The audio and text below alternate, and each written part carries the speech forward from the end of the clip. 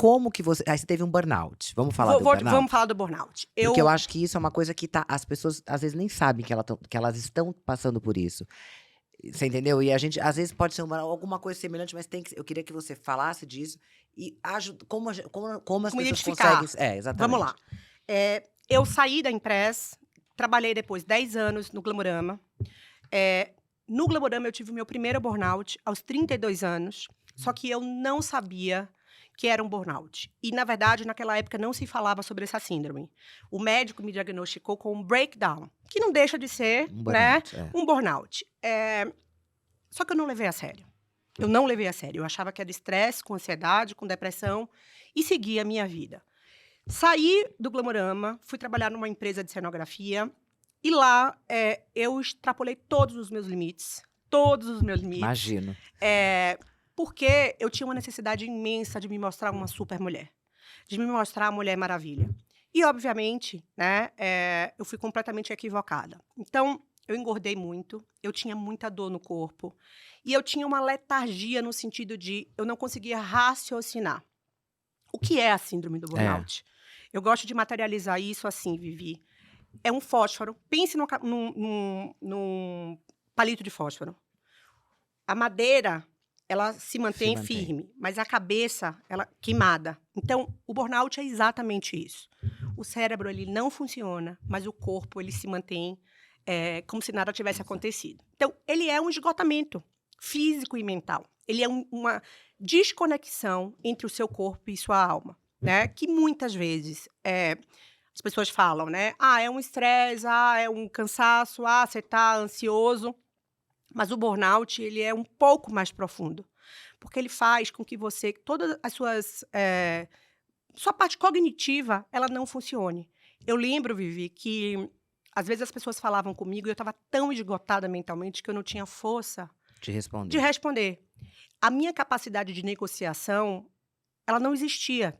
Imagina que eu nasci vendedora, né? Então, eu fiquei muito preocupada. E como é que eu posso fazer com que as pessoas que estão nos ouvindo, como é que eu posso ajudar essas pessoas para fazer esse diagnóstico? Primeira coisa, procurar um clínico geral. Eu lembro que quando eu fui diagnosticada com burnout, eu liguei para uma médica, que é uma grande amiga, a doutora Natália Arão, que ela é maravilhosa, né? Uma cardiologista. E eu falei para ela, estou infartando, eu vou morrer. E cheguei no Sírio e ela disse assim a mim, você não está infartando, leia isso aqui, porque você está com burnout.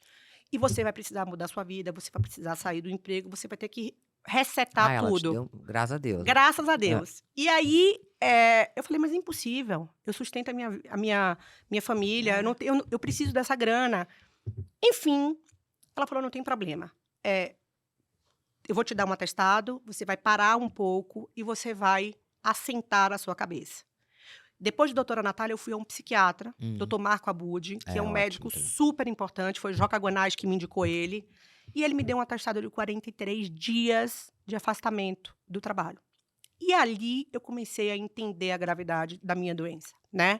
Então, a pergunta que você me fez é... Você acha que o lugar pode causar isso também? Totalmente. As pessoas, o jeito que você é tratado, o jeito que você olhar... Cultura do trabalho, assim... competitividade demais. Totalmente. E a coisa da meta, a coisa da falta de humanização da relação. Hoje existem estudos sobre o burnout, que o burnout ele é um esgotamento do meio, que principalmente em ambiente de trabalho, mas acredite se você quiser, donas de casa têm muito burnout, porque o ambiente da casa, de servir, de estar o tempo inteiro cuidando, faz com que mulheres também desenvolvam isso. Então, acho que a gente precisa ficar atento.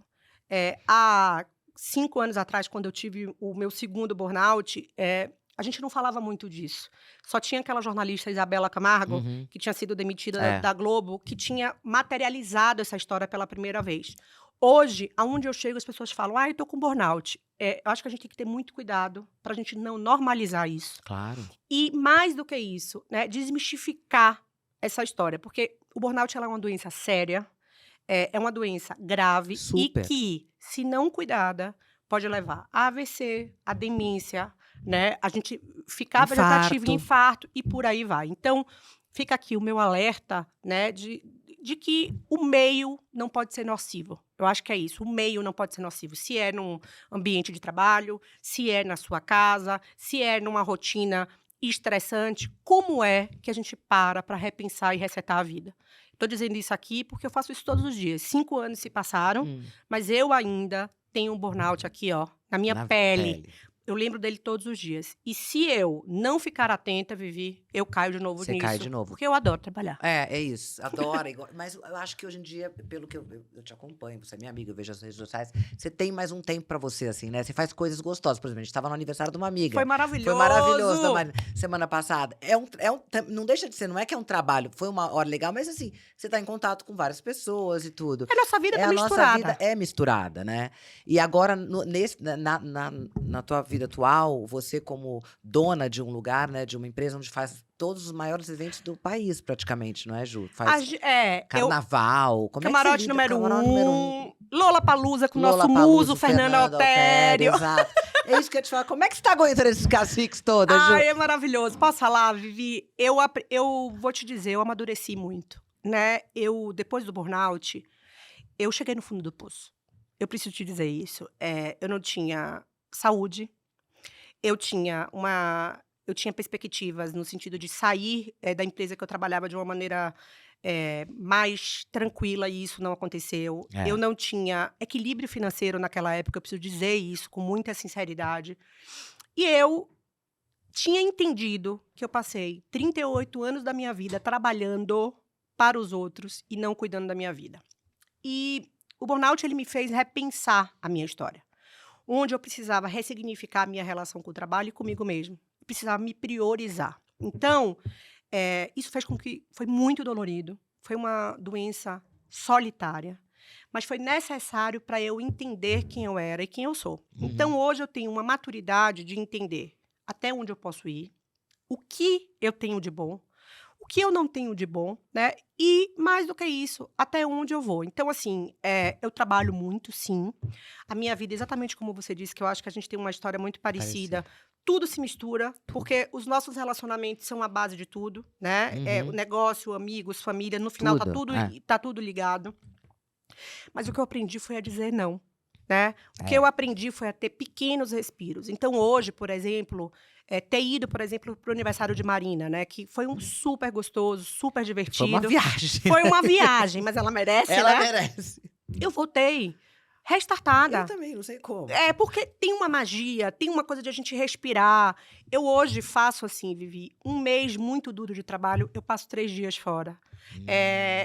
Um mês de trabalho muito, muito estressante, eu paro um dia de trabalhar. Então, eu vou me dando pequenos limites, pequenos respiros que fazem eu ter gás para continuar. E uma coisa que eu tenho hoje, que eu não tinha, eu tenho um planejamento muito claro. Então, assim, a minha vida, ela se divide em 2 partes, né? A holding Uhum.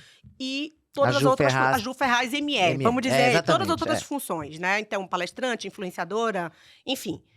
O que eu faço? 80% da minha vida está pautada na holding, porque tem os clientes, os projetos, E responsabilidade. negociação, né? Negociação e entrega. Porque não Uhum. adianta você vender sem entregar, que é uma questão, né? Durante os finais de semana, eu faço todas as outras coisas. E a minha agenda ela é tão organizada, porque uma hora que eu atraso impacta no outro compromisso. Então, eu vou tentando fazer um planejamento muito organizado e, mais do que isso, cumprir, né, com o que eu planejei. Isso faz com que eu me resguarde, que eu fique mais quieta e mais consciente até onde eu posso ir, Você entendeu? pode ir, entendi.